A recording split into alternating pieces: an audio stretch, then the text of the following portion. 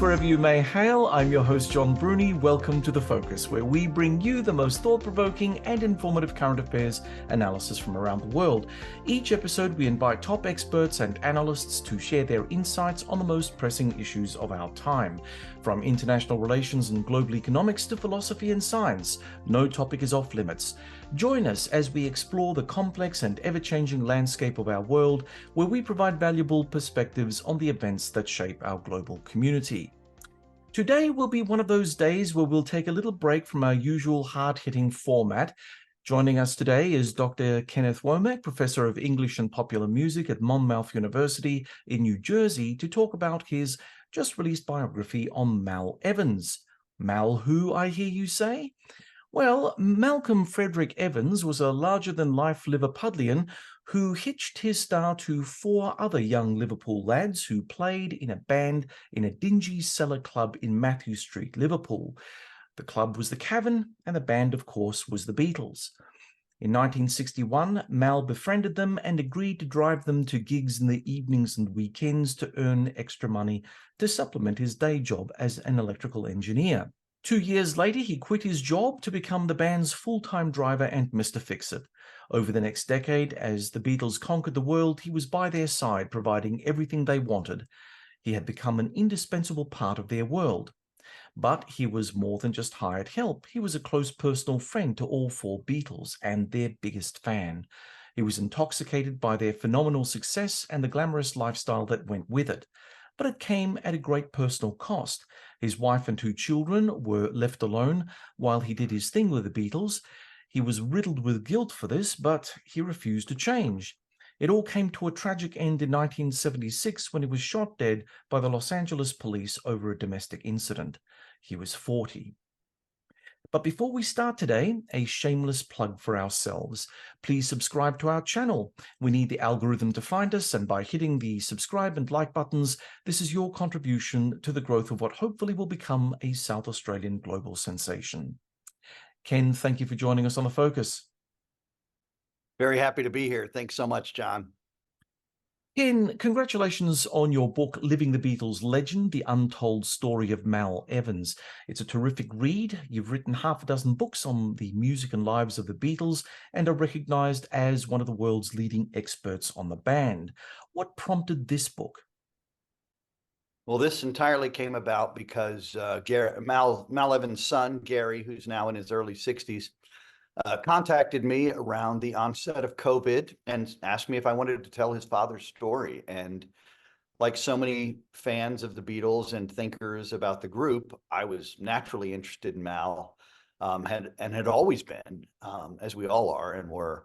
And I eagerly accepted his invitation. Things became even more interesting, though, when he told me about Mal's cache of materials that existed, and those really brought the story into incredible relief. So Mal did keep a diary, which he started writing in 1963. He hoped to turn this diary into his own memoir. How helpful was the diary in writing the book, and can we view it as an important historical document in its own right? Well, I believe Mal started keeping track of the Beatles in his diaries and notebooks as a kind of posterity. He realized that something important was going on. I like to think of him as the Beatles' first historian, and he was functioning in that way. He recognized that they were making extraordinary music and the world was recognizing their impact. And being of some moment, Mal took pen to paper and kept the diaries for many years. It was only a few times that he thought about going for publication, once in 1965, which was kind of half-hearted, and then again in the last year of his life. I mean, I suppose one could feel sympathetic towards Mal. I mean, he adored his wife and children. The letters he wrote show quite clearly that his family meant the world to him, but he was unable to break free from the Beatles thing. It's like he had two families, the Beatles family on the one side and his own family. His mother always thought he was immature, and I suppose he was. As a child, he was shy and awkward, but was it just plain selfishness that kept him from his family? No, I think it was actually. I mean, he felt a duty to the Beatles. Um, so much so that when his daughter was born in 1966, he had to be essentially cajoled into going back up to Liverpool to be with his family. It was, I mean, it's hard not to see it as being selfish.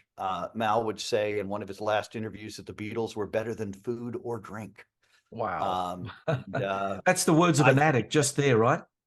oh, right. And Mal Uh, loved to eat and drink. He was a big guy with big appetites. And I don't think there's much doubt that it was selfishness. hmm. His heart could be in the right place. I like you read those letters as being sincere. I think he wanted to be at home. I think he loved being at home and did truly adore his family. But when it became to his Beatles family versus his real family, Beatles won every single time.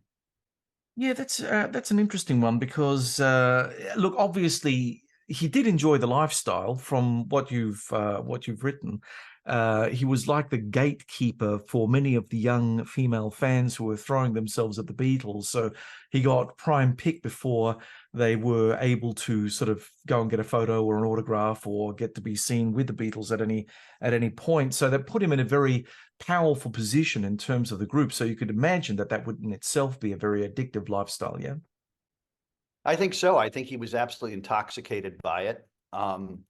And as selfish as those aspects of the story are, and there's no question they exist, Hmm. I think Mal was even more intoxicated by what we're intoxicated about now, which is all this great music. You know, he got to see it being created in real time. I know so many of us were mesmerized with the Peter Jackson docuseries Hmm. where you watch Paul McCartney conjure Get Back out of thin air, right? I mean, it's pretty powerful stuff. Imagine Mal's position seeing that happen all the time. I think at one level, by being there, he knew he wouldn't miss anything, right? And he recognized that there was a kind of expiration date on this band. They weren't going to stay together forever.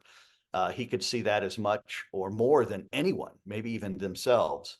And he couldn't get enough of it. I mean, he wanted to suck the marrow out of the whole experience. Hmm. In some ways, right? It's a kind of cautionary tale about what happens when you're a fan of something and you have unfettered, unlimited access to it. Yeah, yeah, it really is. But of course, we're living in the modern age right now, and we have to be careful about the message, which is all over the place. And of course, we tend to judge the past by today's very lofty moral standards. I mean, when you go through the book of the Beatles as they formed and Mal's role within that group, there were some things that modern audiences might find slightly unseemly about things. Is it fair to judge the past by today's standards, in your opinion, having written the book and having had the access that you've had? That is such a tough question, you know. Uh, I, you know, I think it is fair to a certain extent, but I mean, let's take the most notorious example, perhaps in popular music, and that's Led Zeppelin. Their excesses during the 1970s have been widely written about at this point. Hmm. But I remember reading about them as a very young person in the 1970s and thinking, wow, this is just over the line, right? So I think things that we may feel uncomfortable about now, if you have any moral compass, you're concerned about during that time too. I think for much of the time, although if we're talking about, sexual impropriety, for example, John Lennon himself said, being a Beatle was like being in Satyricon, Mhm. right? And it's hard to say if that was an exaggeration or not. I certainly think when we look at the excesses that we might have seen in their time, it pales in comparison to what we see with a Led Zeppelin, you Mm. know. So I don't think we can help ourselves by judging by our contemporary standards, right? But context is important.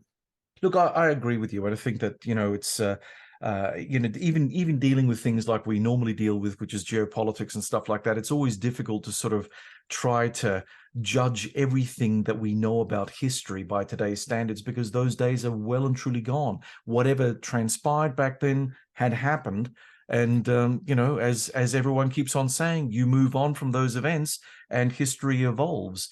So perhaps we should all be breathing a sigh of relief and saying, well, we don't live in those days anymore. Although I will just make one passing comment about all of this, and that is, the behavior of fans and fandom, like you don't see that sort of unfettered female mania at rock concerts, like they used to be in the 1960s and 70s.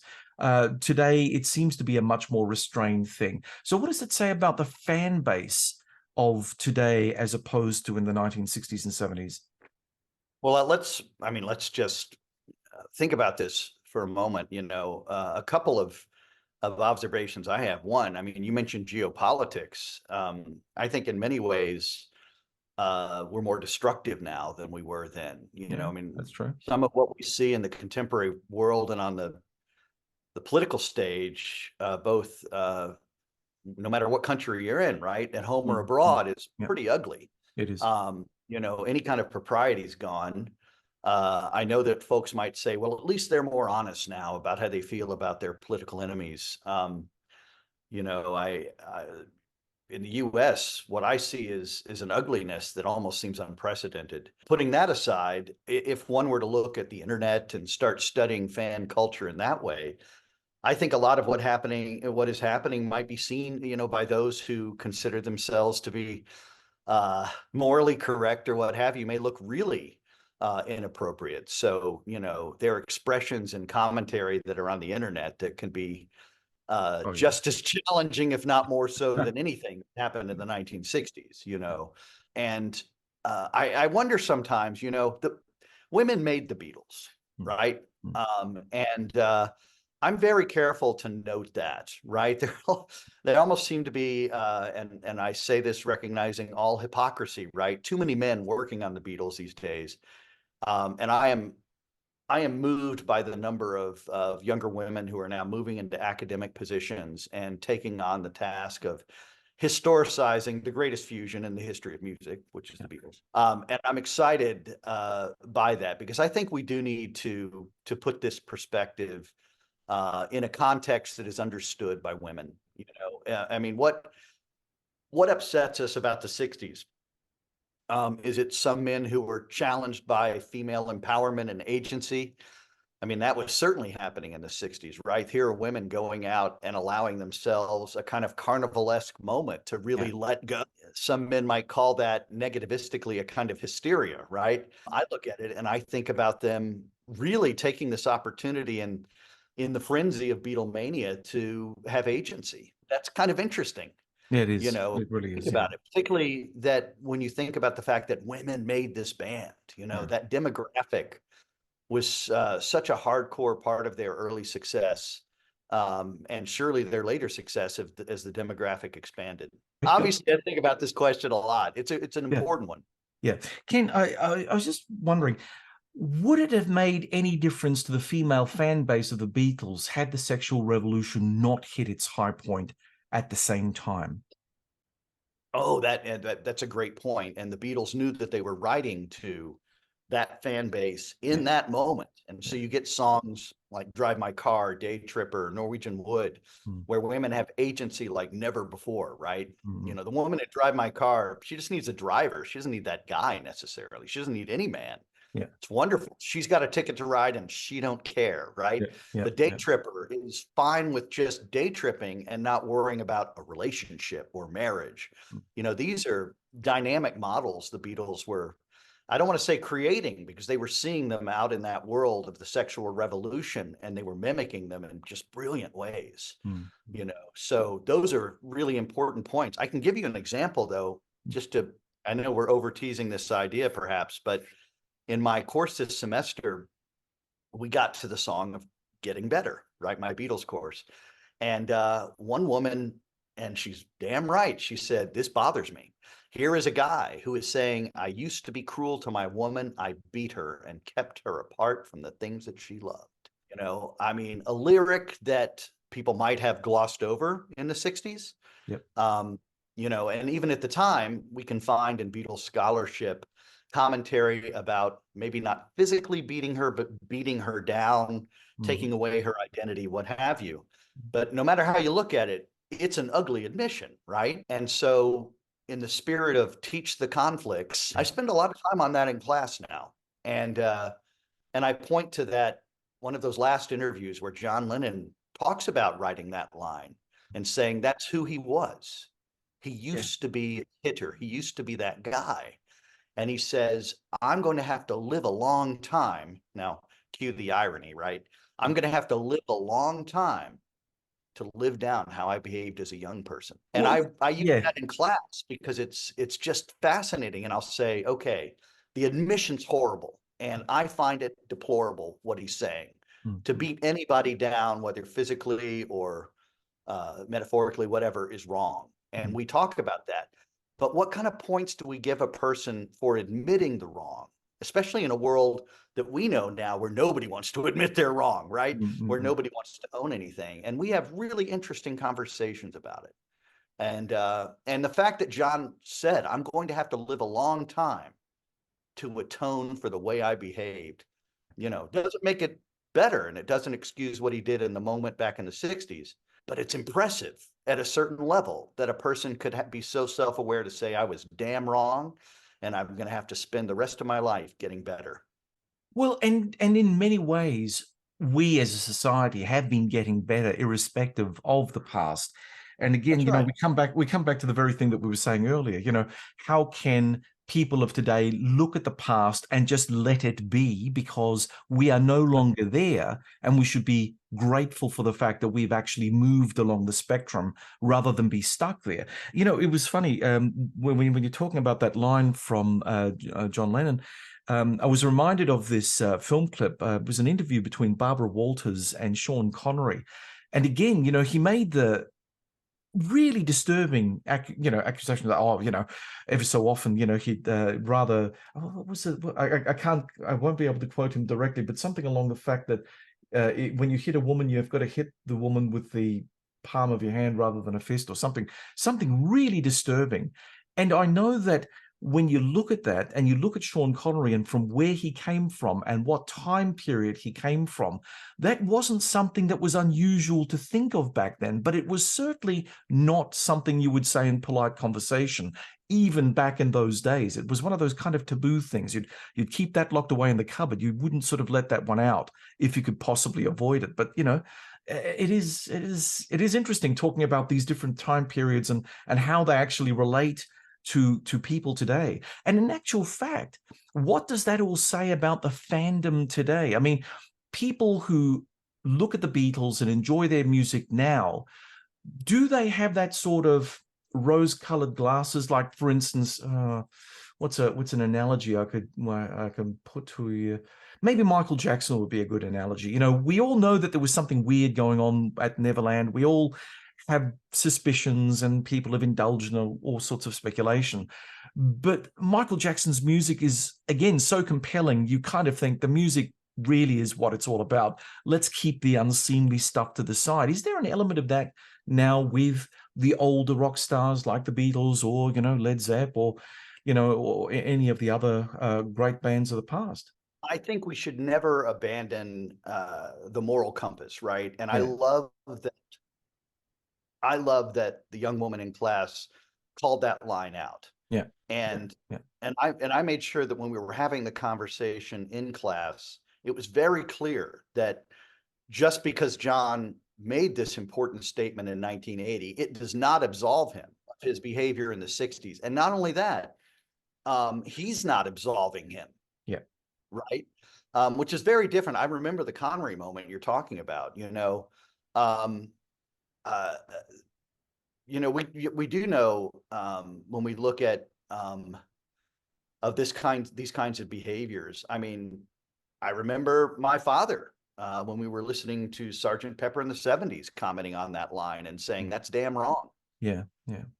And of course, at some point, amending it and saying, you never hit anybody. So I don't know that while there are these kind of abstemious behaviors in the past, there were plenty of people who knew better, right? There were plenty of people who, when they were upset and angry, and John Lennon had his reasons for being an angry young man. We know about these ad nauseum. It still, doesn't excuse him. And I like the fact, I guess, when we have these kinds of conversations, that he doesn't excuse it.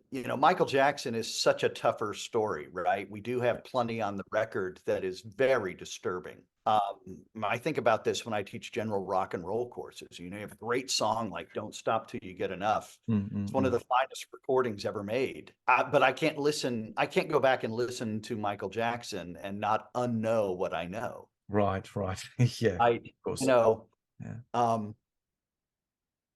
You just can't. Just like you can't unknow the fact that John Lennon really did engage in those behaviors. And of course, then it gets down to the question of atonement and what does that mean in our culture? We talk about rehabilitation, what can you be rehabilitated for? What can you atone for? I guess the part that interests me about it is his unflinching honesty, where he doesn't try to explain it away. He doesn't try to say, oh, well, that was Paul's lyric, I think, right? He doesn't do anything like that. He owns it. And he owns something that in 1980, right, our culture damn well knew it was wrong. But I think we knew in 1960 too. Yeah. And that admission from Connery, which I remember very well, like the palm changed anything, right? Yeah. It was So unacceptable, irrespective. So I guess to answer your question in a roundabout way, I think a culture has more problems with its contemporary behavior when it knows better, right? Right. So we know better now, Yeah. right? We know better about a lot of things. And certainly about those kinds of behaviors, and our laws have changed and I hope become stiffer because of them. In a not that tangential way, we're better about things like child support, et cetera. But I had a vivid moment last year, or was it this year or last year? You tell me. They're all running together. But that crucial moment when Putin invaded Ukraine. Yeah. And I remember watching CNN that morning and watching tanks going down the highways in Kyiv, a city that is bustling. People are going to school, people are going to work, as the missiles start raining down. Yeah. And I thought to myself, damn it, we know better. Just like we know better about, the kinds of abhorrent behaviors that John Lennon admitted to, we know better in 2022, 23 than to rain down missiles on people in the middle of a damn workday. It just infuriated me. I thought, here they are doing what everybody does. I find that despicable. And I think we know so much better now that we need to be holding ourselves to a higher standard in 2023. And aren't we talking about the Beatles today? We are. And we'll get back to your book, but, I just want to follow up something. Just listening to what you say, I have to ask the obvious question. Being a scholar in popular music, does knowing what you know about the history of the people that made it and lived in those times and may have done some terrible things by our standards, or may have confessed to them like John Lennon did, does it change your appreciation of the music, or can you somehow stovepipe your liking of the music from the person who created the music, irrespective of what they may or may not have gotten up to? Well, and of course, that's a classic issue, whether you study popular music or in the other part of my life, English literature, right? I mean, we study people all the time who are pretty abstemious. You know, what do we do about that? You know, when you know, some of our Ezra Pound, Yeah, you know, yeah, you don't have to look very far to start thinking about, you know, culture, and the personal values of a given person. I think the way to do it is to teach the conflicts mm, and to own it, yeah, right? You yeah, know, so if I ever, for example, and I've had students sort of petition for this. If I do a semester on Led Zeppelin, which may very well do someday, you can't be silent about the way they behaved on tour. Yeah, I don't think you can be silent about that. If I were teaching a course in Michael Jackson, you know, soup to nuts from, you know, the earliest days of the Jackson Five through his last music, mm, I would be honest about all of yeah, the different forces there, the family dynamics that created that band, and the charges that are later levied. I think you have to teach those conflicts. You know, yeah. all you're doing is inviting your students in this case to go out onto the internet, do a little reading, and come back to you and suggest that you're dishonest. You know, Yeah. so I think you can still appreciate the music if you're honest about the storyline, about what's happening when that music's being created, and perhaps what prompted that music to be created. A good question going back to getting better is why did John Lennon need to take a pop song on Sergeant Pepper, or feel the compulsion to take a pop song on Sergeant Pepper to make that confession? That's kind of a rich moment textually, right? Yeah. What was driving him, you know, to want to clean the slate in such a way that, you know, uh, could bring dishonor, right, to him? I think they're just interesting questions. We know from our own value systems what's right, and I was so proud of the student, right, for saying, I hear this, and this is a big red flag for me. Let's Mm. talk about it. You know, I mean, and going to Led Zeppelin, you know, not to pick on those guys too much, but you know, they have plenty of lyrics that um, could be seen as highly misogynist. You Oh, know, yeah. yeah, no doubt about it. So what's that about, right? I mean, if I were teaching that course, we'd be asking hard questions about, you know, why did they feel the need to think about, are they somehow excused because they were in rock and roll and it's sex, drugs, and rock and roll? I Well, think it's those are it's just, it's a fantasy lifestyle that now I have to say, because I also come from a certain age, but you know, when you're young and you grow up and you see your idols on TV strutting their stuff and having their female fans go all crazy, I mean, that's sort of like a boy's own fantasy sort of thing come true. And we see these guys perform on stage, you know, you think, yeah, that's what I want to be when I grow up. You know, there were these kind of um, things to them, social characteristics to them that meant that you really admired that sort of way of going about business. I mean, I remember even growing up with the Rolling Stones, you know, the legend of Mick Jagger. Well, gee whiz, you know, who wouldn't have wanted to step in his shoes for a little while? And it's only when you grow up and you see the other side of things that you start thinking, oh, gee, you know, yes, everyone's young and sometimes can be very naive about things. And then when you're older, you think to yourself, yeah, no. and you know, a good question then, when you talk about that fantasy lifestyle, right, in Yeah, quotation marks, is yeah, why is it a fantasy, right? yeah, Why is, yeah, you that's know, right. That's uh, right. why is that seen as a fantasy for living the rock star life, right? Yeah, yeah, And you know, you've seen plenty of folks in popular music say that, well, the only reason we got into the business was to meet girls, yeah, you know. Well, yeah, I mean, women are everywhere. You yeah. couldn't meet them before, you know. So they're just great questions for the classroom, right? Yeah, And they're useful because then they allow students to work from their own value positions. And as you said earlier, that is now, that is this moment, and ask hard questions, yeah, right? yeah. Um, you know, and and maybe songs like Getting Better will cease to serve uh, culture in the ways they have in the past. Mm, Or maybe they'll be seen as even more useful because they are occasioning these kinds of questions, yeah, right? yeah.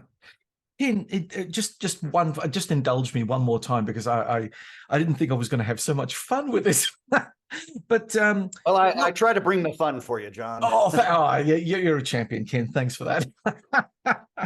So, Ken, tell me, how is charisma then different back in the 60s and 70s from how it's being portrayed today? I mean, if you look at the phenomena that is, and I don't understand it, again, I'm showing my age here, but Taylor Swift, it's all Swifty and whatever. I mean, my kids may, I think, enjoy it. I'm not sure, but anyway, what's the difference between the charisma settings? I said to you earlier about the fantasy lifestyle that rock stars used to exude, and that was very much part of that attractiveness of these groups, the Beatles included. Has it changed? Has it evolved in any substantive Oh, way? I don't think so. I think popular music and art is still about posturing, right? So Right. let's take Taylor Swift for a moment. I mean, I enjoy her music and her songwriting very much, Mm. and I've done a lot of thinking about her. In fact, um, was coming back from the city in New York City several months ago, having seen Depeche Mode at Madison Square Garden. Oh, that's a good. Bruce Yeah. was playing a few miles away at the Prudential Center in Newark, Yeah. and in between was Taylor Swift at a 3-night jaunt at MetLife, which holds 80,000 people a night. Right. So she's got the big venue, right, Yeah. by Yeah. far. Yeah. And Swifties were on the train, Mm. and I loved it. Mm. I could see why, in addition to the songwriting, Taylor Swift was so important to them. Right. Here we are in a world that judges females' bodies uh, like never before, Mm. right? To the nth degree. And people have to live very publicly, or live in the world of the internet and are subjected to this every minute of every day, right? I Mm. mean, Mm. Mm. it's incredible. And here she is, often wearing her sequined outfit, Mm. and saying, it's okay to be out in public like this. Mm. It's okay to exist and bury yourself, as she does in her songs, which are often stories about her own experiences, Mm. right? With sexism, with bad boyfriends, etc. And in a lot of ways, what she's championing for them is agency. There can't be enough of that, quite frankly. Quite frankly, people championing agency, particularly for young women, because really what we're talking about earlier is a period where they didn't have agency, right? And um, I think that's, along with our efforts to curb racism, et cetera, the most important things we do is provide agency for young people. Because, man, when they look out on the internet, I can't imagine it. Having not been a digital native like yourself, we're not digital natives. No. I Yeah. can't imagine what it's like to take, your fragile identity when I was 14 or whatever, Mm. and Mm. start surfing that world. So as much agency as young people can possibly have, I think is important. Yeah, for sure, for sure. Okay, now let's get back to the book. The Beatles manager Brian Epstein, even before the Beatles hit the big time, predicted that they would be bigger than Elvis. Uh, Mal Evans was equally convinced that they would be big stars the first time he saw them in the cabin in 1961. If Mal Evans would have been in a position to bankroll the Beatles as Epstein had done, would he and would the Beatles have done as well with Mal as their manager? Wow. I don't think so in the slightest. I think Brian was the perfect guy to be the person who was helming their future. Yeah. He was motivated. He'd failed at everything he'd done before, except for his parents' furniture business. Right. He was absolutely ambitious about them, and like so many before, had just been enamored with their gifts. Mal too, Stu Sutcliffe, others just heard them and thought, "My gosh, I just want to see what's going to happen. There's something extraordinary here." So I don't know that Mal could ever have been. I don't think he was built for that. I think he was built in a lot of ways to serve, but as he came to understand it, to serve as a kind of leader, Mm. right? To be a person who was willing to give and take in terms of power dynamics when it came to servitude, Yeah. or whatever you want to call it.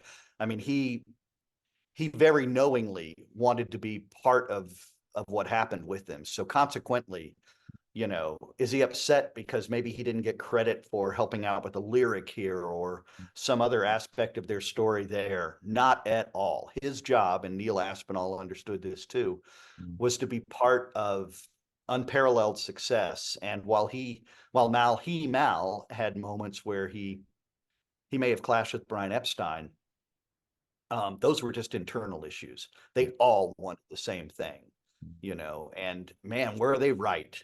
Here we are. Brian said the children of 1965 will be listening to the Beatles in 2000.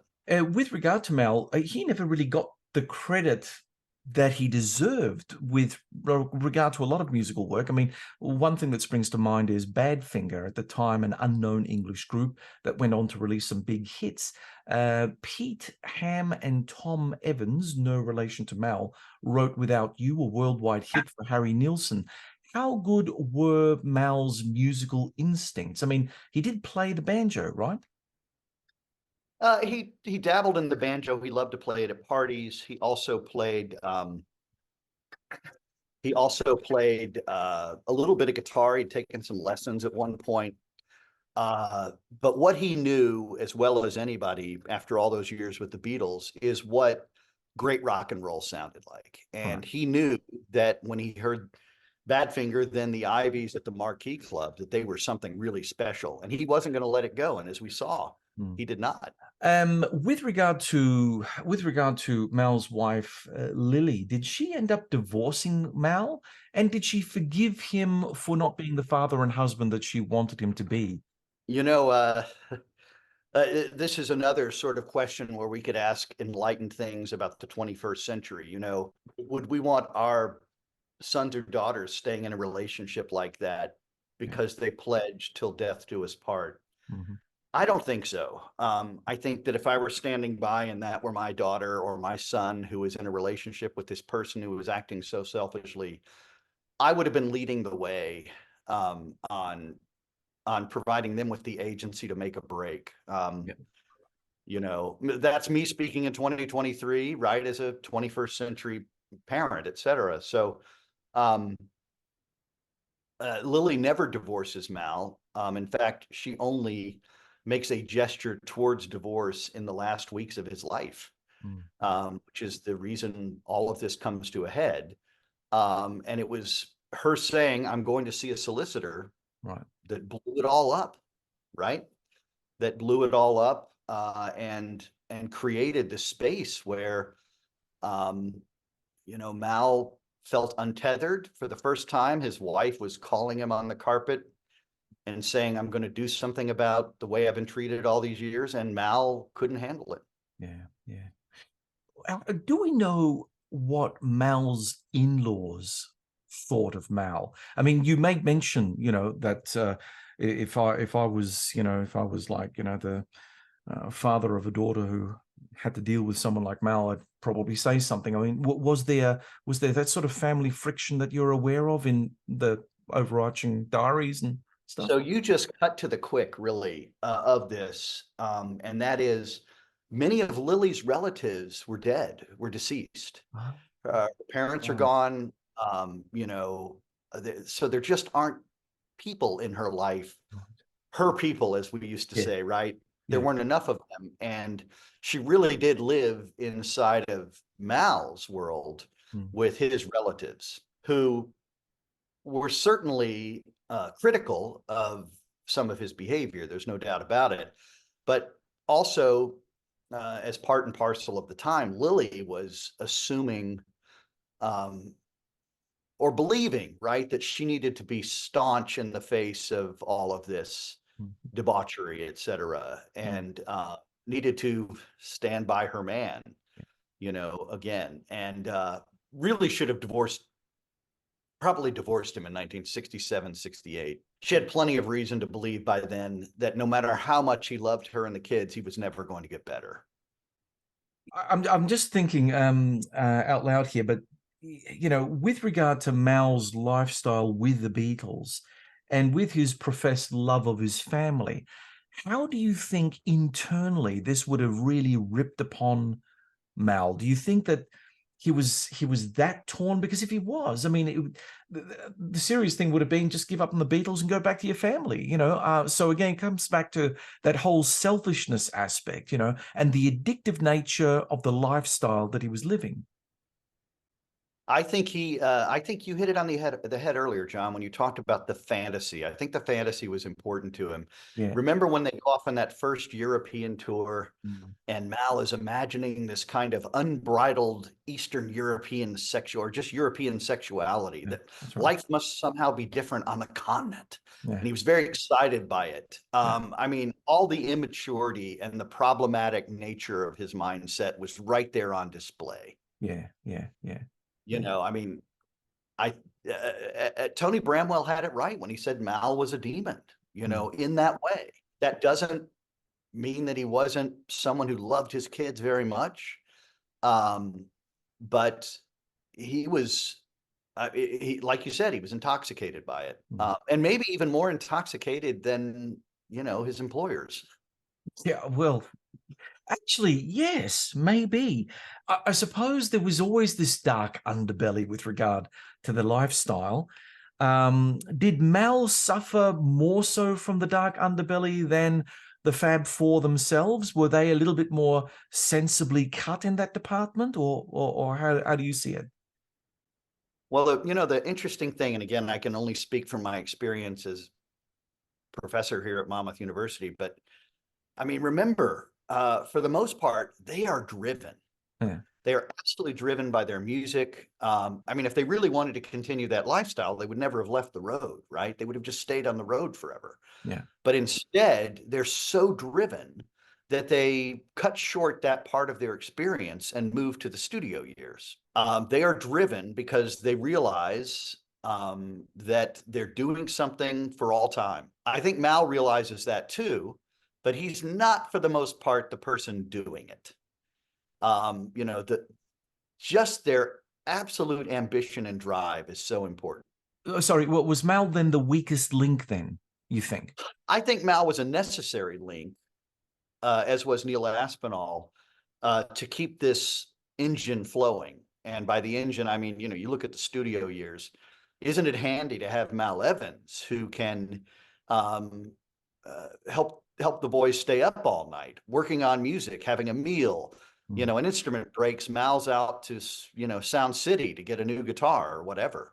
Yeah. You know, he makes himself essential. And in fact, again, that occasions another great conversation in class. We all need Mals, right? We don't do it alone. Mm. You know, when you write a book, you know, you have people who help you, Yeah. many, sometimes hundreds. Um, you know, a songwriter typically doesn't write a song in splendid isolation, despite our 19th century beliefs to the contrary, Mm. right? Yeah. The solitary genius is, for the most part, a myth, Yeah. you know,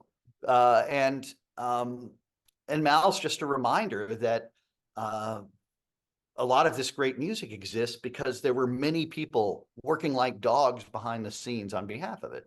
George Martin, Brian Epstein, et cetera, you know, Ken Townsend at Abbey Road Studios, you know, coming up with the inventions they needed almost exactly when they needed them. Okay, I'm John Bruni, and you're listening to Sage International's The Focus podcast. And from the US, we're speaking with Professor of English and Popular Music at Monmouth University, New Jersey, Dr. Kenneth Womack. Ken, your book was written with the blessing and collaboration of Mal's son, Gary, as you mentioned before. He sent you all of his diaries, photos, videos, recordings, drawings. And I'm just wondering, was Gary actually happy with the book? Did he learn things from the book that he didn't know? And did it help him reconcile with the memory of his dad? So by the time I enter the Evans environment, Gary has had, you know, 40 plus years, 45 years to come to terms with who his dad was. And so much so that, you know, while he very well knew about his dad's improprieties, he also loved his father, and he had come to terms with the two different people that existed, right? Every now and then, and I spend a lot of time with Gary still, he'll say something like, Dad, why did you have to do that? You know, and he realizes that well, it's truly a rhetorical question, right? That he comes to understand his father now that Gary is 20 years older than his father ever was. Um, the different forces that shape us and threaten us and challenge us. And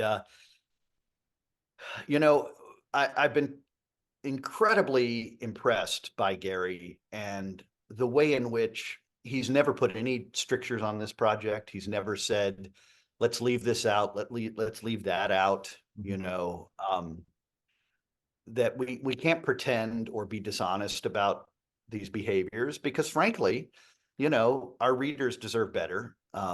There are a lot of Beatles aficionados out there, right? Yeah, yeah, And they will say, you know, this is a dishonest book. You know, yeah. Mal just wasn't.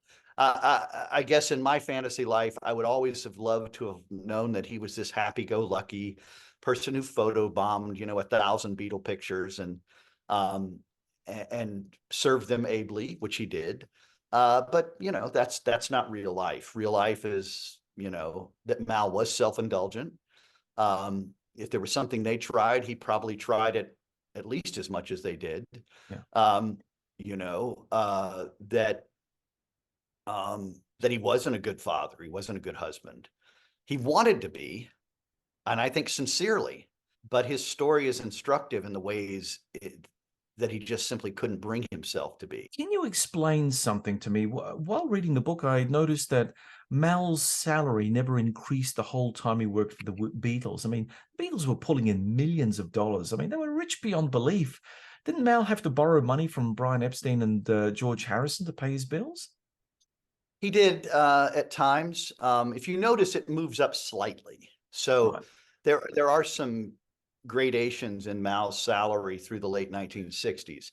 The problem at that point is that the Beatles had dealt themselves a losing hand in Alan Klein. And Alan was not, when you come in to loot a band as Alan did, Hmm. you're not going to be giving out raises, Yeah, right? right. So, you know, and the Beatles were in disarray by then, and they couldn't come together enough to say, "Wow, we should be giving Mal and Neil raises." So Right. there were problematics in terms of that fiscal structure. You know, when you look at those moments where Mal does ask for money, I mean, part of the problem is the way he's living. Yeah. You know, he's living like he's a Beatle. He's also living a double life most of the time, right? Mhm. You know, his family's back in England. There were points where he was away with George Harrison for months, you know, simply basically putting his salary in a two-front war. You know, Mhm. his family lives in expensive suburban London, and he's out in California or wherever, also spending money. I mean, Yeah. it's Mal who was putting them into arrears. Did Mal actually send money back to the family in remittance form, at least, if he wasn't there in person? So that's such a great question.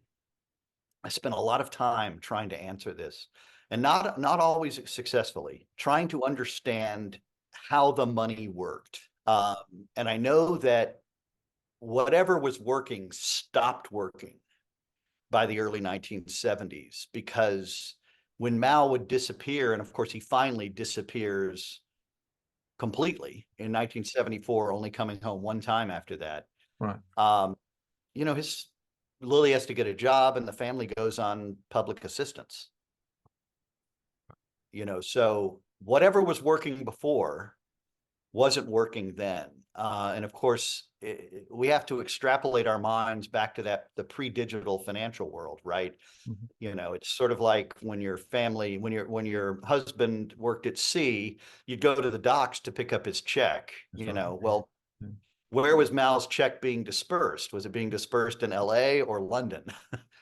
Yeah. Yeah. So um, I think that again, I don't know how Lily withstood this for so long, which is why we dedicated the book to her. I mean, the person who we didn't, sadly, she died a few months ago, but we were always dedicating the book to her. I mean, I insisted, and Gary and Julie were fine with that.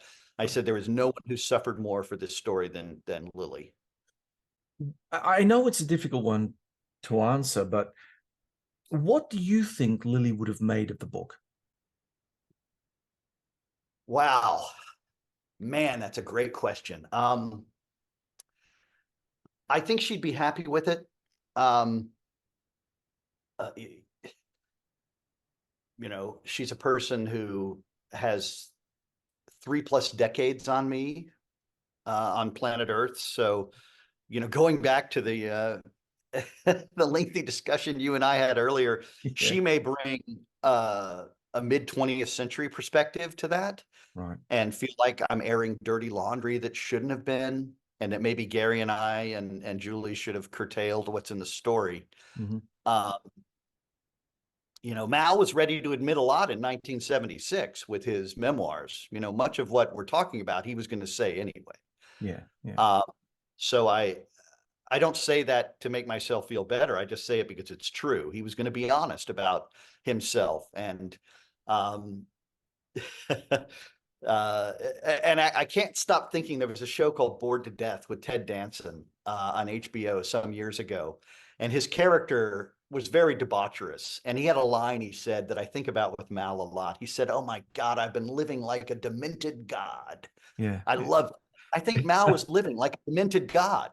Yeah. You Yeah. know, Yeah. he knew better, and yet, he couldn't stop his behavior with the mortals. So, Yeah. um, I think I think her proclivities coming from, being a mid-century person, she might have issues with the openness about it, but I think she would see that um, it honored the degree to which her sacrifices and Mal's sacrifices, on behalf of the band that they both loved. Mhm. They both loved the Beatles, and they were in love with what they were doing and where it was going. I think in that way it's sort of redeemed. That yes, they suffered mightily, right? And again, no one suffered more than Lily picking up these pieces, particularly after his death, right? I mean, Mm-mm. she has to clean this up for a good decade. She can't get this out of her head. I think in that sense, not that she might say, well, it was worth it, but I think she might see at least some redemption in terms of their part, no matter how small, in serving, you know, the Beatles music well. Finally, Ken, I have to ask you the obvious question. Had Mal stayed alive long enough to have written his biography, how different would the biography that he would have written in compared to the book that you would have brought out on him? I mean, how authentic a reflection was your book in comparison to what he may have in a hypothetical universe come up with? That's an excellent question. And let me answer it this way. So Mal was done with his book. He had completed it by December 1975. It was Right. good to go. He had a beginning, a middle, and an end. He Mm. had all the pieces in place. He had worked with an art director, John Hornley, to prepare the photographs. He had a great stenographer in Joanne Leonard who prepared the typescript. It was done. I think Mal was 67% honest. He went Right. into it because Mr. Starr said, if you're going to do something like this, be honest. And Mal was really honest about himself. Yeah. He doesn't throw the Beatles under the bus. He throws himself under the bus, Mm-mm. to use that tired phrase, right? Uh, in comparison to his story. The reason why I say 67% is when folks next year read the complete book, which we will publish, when they read it, I think they're going to see that even though he's extremely honest about his behaviors, about the womanizing, about, drug use, or just the sheer fact that he can't pick up a phone and call his wife Mm. and explain to her that he's going to be another 6 weeks in the United States or whatever it is. I mean, it's intensely frustrating when to me at least, when I read it. He's still letting himself just a little bit off the hook because in the mid 1970s, the kind of biography Mal was imagining was the sort of jaunty narrative about living close to the limelight. Right. And I don't think Mal acknowledges enough in his original memoirs the times when things weren't lovely and beautiful, the times when not every day was fun, Right. right? The Yeah. times when some days were just pure drudgery.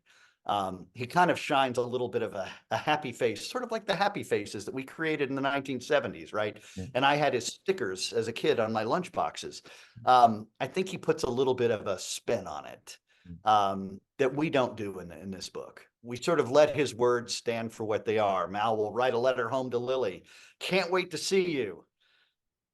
And then he doesn't see her. Yeah. Can't wait to talk to you again. And yet he doesn't pick up the phone.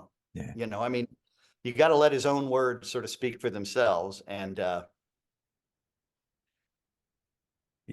why he fails as a husband and father. Ken, look, it's been an absolute pleasure, and thanks for joining us and sharing your insights on the Focus with us today. Well, thank you. And what a wide-ranging conversation. It was a great wide-ranging conversation. It is a great one. And but you know, it is such a good question. You know, the application of our 21st century knowledge as humanists, and the fact that we can't help but apply it to the past, which is why, damn it, we know better going forward.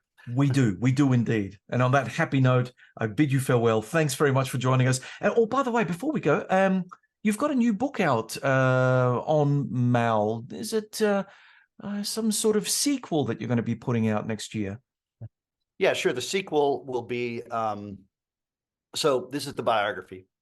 The sequel will be all of Mal's papers, so people can judge for themselves. All of Mal's diaries, right? Annotated, because his writing's not always so great. The quality of his writing's not always so great. It will also include his manuscripts so that folks can read them for themselves. It will include even more photos. You know, one of the great aspects of Mal's story is the way in which he captured all of these images we haven't seen of life in the Beatles whirlwind. So, you know, that'll be book 2. And my hope is that folks will then have it. They'll have all of his notebooks. They can go down their own Mal Evans rabbit holes, their own Beatles rabbit holes, and I think probably create and find new knowledge. You know, because Mal mentions thousands and thousands of people in the pages of his diaries and manuscripts. I think people are going to go down those rabbit holes and ferret out new information, which is why the Beatles, like Shakespeare, are just a topic that never stops, you know, generating dividends. Maybe we should stop calling them the Fab Four and call them the Fab Five. You never know. I don't, you know what? Mal would hate that. Yeah, probably. He believed in that. Yeah. Anyway, Ken, thanks again. Professor in English and Music at Monmouth University, New Jersey, Ken Womack. For those of you who'd like to grab a copy of Living the Beatles Legend, The Untold Story of Mal Evans, you can find it on your favorite online purveyor of the written word, or for the more old school types, check it out at your local bookstore. And to our audience, thanks for tuning into the Focus podcast. We hope that you found today's discussion enlightening and thought-provoking. If you have any comments or questions, please feel free to reach out to us on social media. You can find the Focus on Facebook, referenced on the John Bruni and Sage International LinkedIn pages, and on Twitter, or on the Sage International website, sageinternational.com.au, by clicking the Media Center drop-down menu and hitting podcasts. Don't forget to subscribe, hit the like button, and/or leave us a review on your favorite platform. My thanks to our stalwart production team of Malcolm Hughes and Neil Smart, and to the team at the Ozcast Network. Join us again next time as we continue to delve into the most pressing current affairs issues of our time. Until then, stay informed and stay engaged. I'm John Bruni, and from Adelaide, South Australia, you've been listening to The Focus.